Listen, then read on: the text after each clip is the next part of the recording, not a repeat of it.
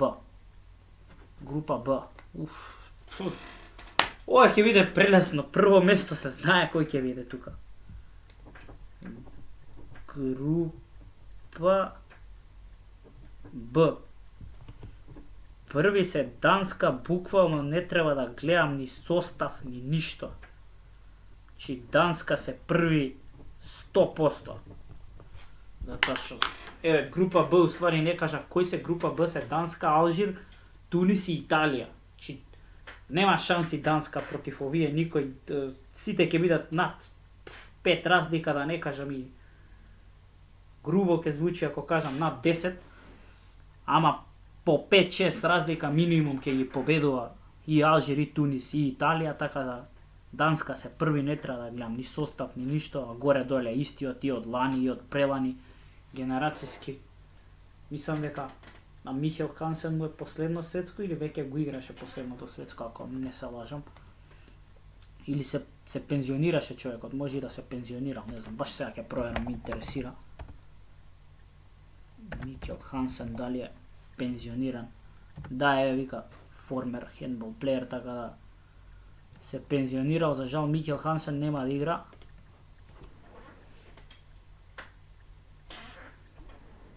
Ете колку следам уствари ракомет, гледате дека тоа што го кажав, не знам на кој подкаст, дека највише си седам фудбал, па после тоа тенис, па формула, па дури после тоа ракомет и кошарка, највише ракомет и кошарка ептен слабо следам, ама за светски и за европски мора да се гледа, така да нема изговори. Сега мислам дека џабе ќе ги гледам тимовите Алжир, Тунис и Италија, буквално џабе ќе ги гледам.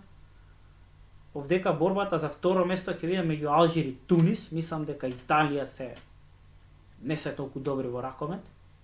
Не знам ни како стигнале на светско, ама мислам дека Италија ќе биде четврти сигурно. Алжир и Тунис ќе биде борбата за второ место.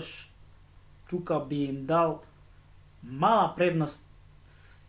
Иако не ги знам ни играчите ни ништо, ама со тоа што сум гледал од претходни светски, мислам дека ќе им давам, мала предност на Тунис ќе им давам, така да Тунис ќе одат на второ место. За жал италијаните ќе си одат дома. Не е ова ниту тенис, ниту синер игра, Дейвис куп, па нешто да направат. Нити е ова фудбал, па да направат нешто поозбилно. Еве оваа група, значи полесно здравје. Мислам група С. Група С. Први се Франција,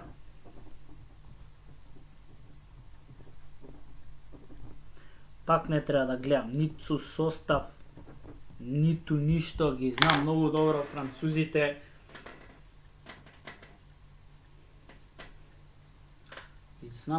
французите. Ама сега имам проблем тука. Морам да видам Австрија и Катар. Австрија.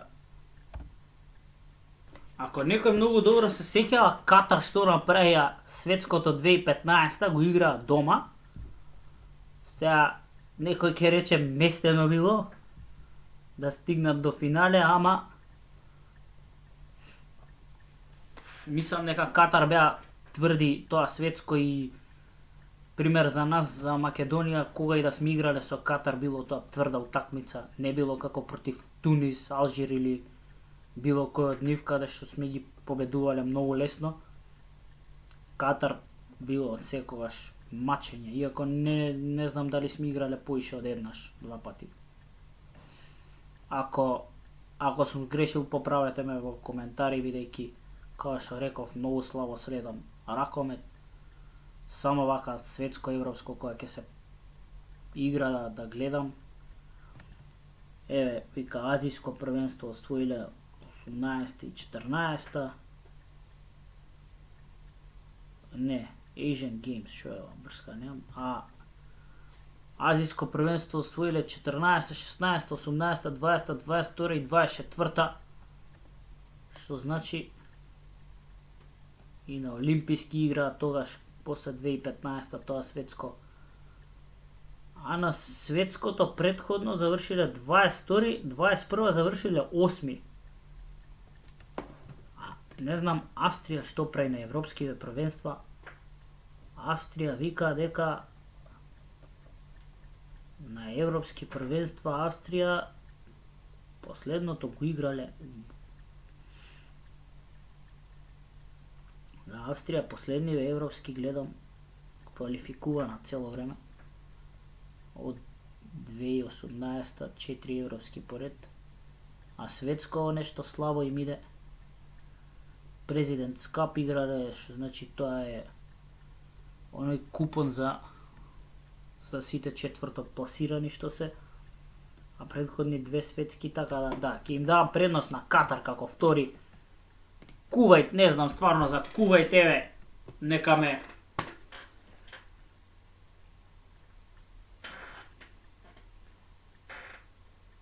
убедат дека грешам Кувајт, но Кувајт ќе одат на последно место. Не знам кога последен пат Кувајт може би играат секој светско, појма немам. Не ни сакам да гледам искрено за Кувајт, ама мислам дека по некоја, не знам дали логика, дали предчувство, дали не знам како да го кажам, ама така ми доаѓа Кувајт четврто, Катар второ, Австрија трето. Австрија трето, Катар второ, да. Катар мислам дека ќе ги победат Австрија, а Австрија ќе се надева на победа против Кувајт, ќе чекаат таа победа.